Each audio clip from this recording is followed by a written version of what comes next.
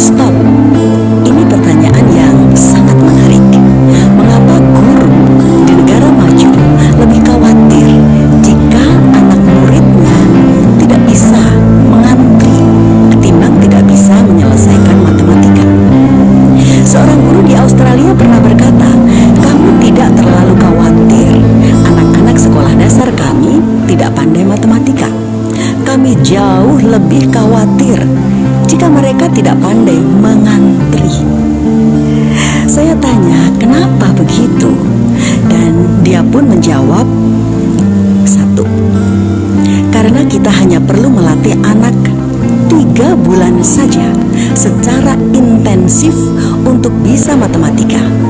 Sementara kita perlu melatih anak hingga 12 tahun atau lebih bahkan untuk bisa mengantri dan selalu ingat pelajaran di balik proses mengantri tersebut. Yang kedua, karena tidak semua anak kelak menggunakan ilmu matematika kecuali tambah kali kurang dan bagi. Sebagian mereka akan menjadi penari, menjadi atlet, menjadi musisi, dan lain-lain. Yang ketiga, karena semua anak sekolah pasti lebih membutuhkan pelajaran etika moral dan ilmu berbagi dengan orang lain saat dewasa kelak.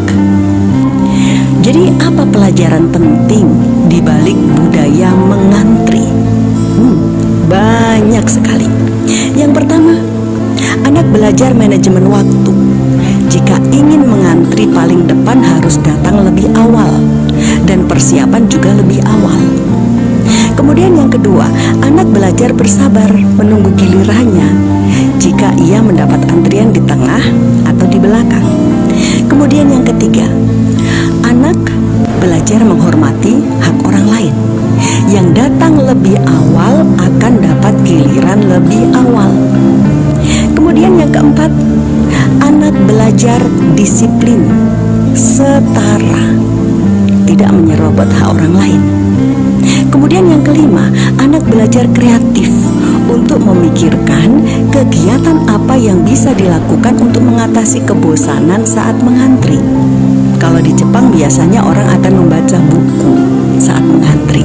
Kemudian yang keenam, anak bisa belajar bersosialisasi, menyapa dan berkomunikasi dengan orang lain yang ada di dalam antrian.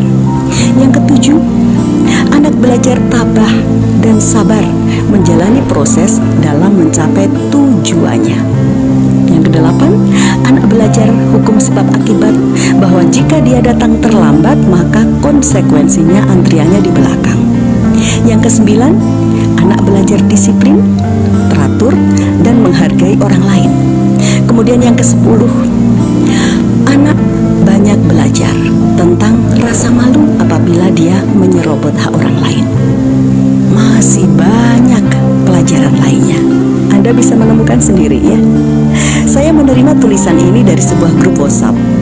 Siapapun yang menulisnya, saya ucapkan terima kasih dan saya share tulisan yang bagus ini. Semoga kita semuanya mendapatkan amal jariah.